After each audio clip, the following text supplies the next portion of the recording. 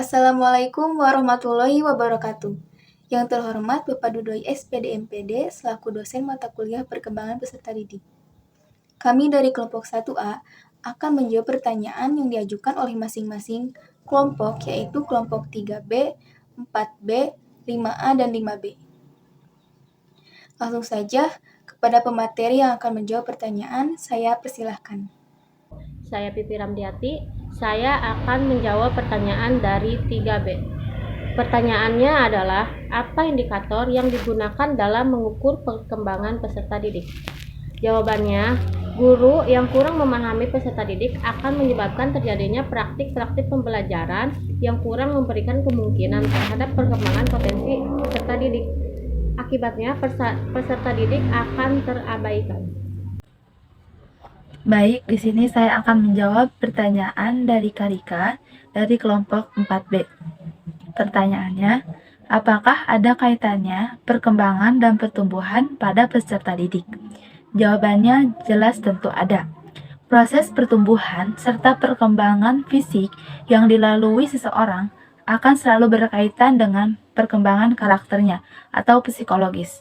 Pertumbuhan fisik yang baik menjadi salah satu faktor pendukung perkembangan karakter diri manusia ke arah yang positif.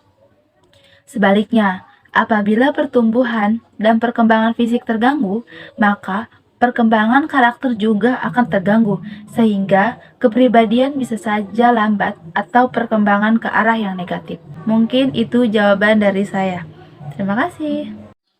Baik, di sini saya akan menjawab pertanyaan dari Kasani dari kelompok 5A. Pertanyaannya, tolong jelaskan hukum-hukum peserta didik dengan proses perkembangan. Jawabannya adalah, terdapat beberapa hukum dalam perkembangan peserta didik, yaitu yang pertama, hukum tempo perkembangan.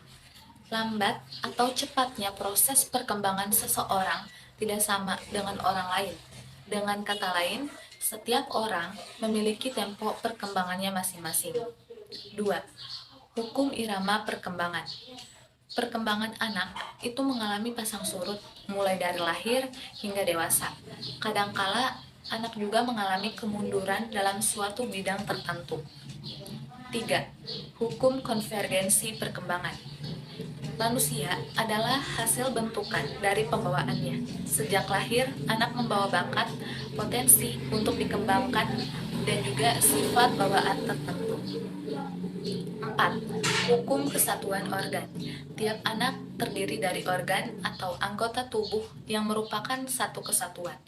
Di antara organ-organ tersebut, antara fungsi dan bentuknya tidak dapat dipisahkan dan dapat berdiri secara integral.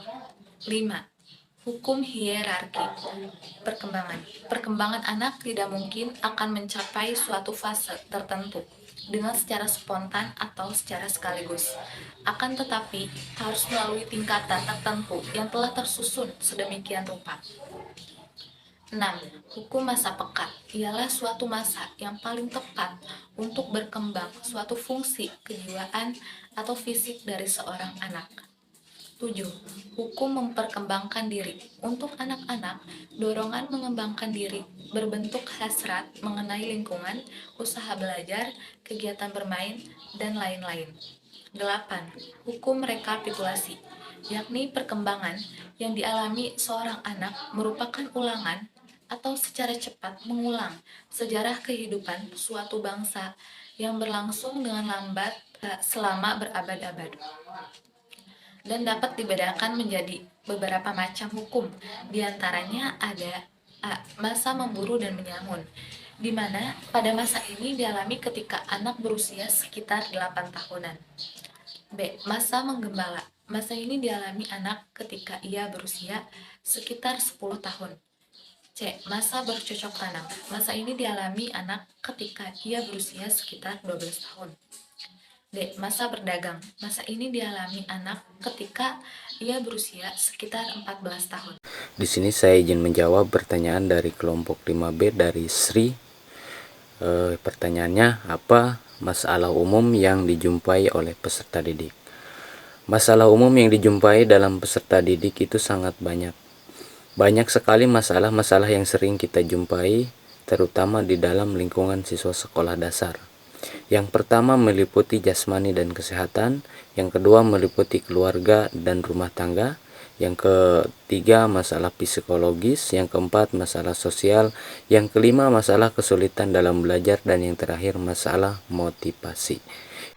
Oke, jadi itulah jawaban dari pertanyaan-pertanyaan yang diajukan oleh masing-masing kelompok.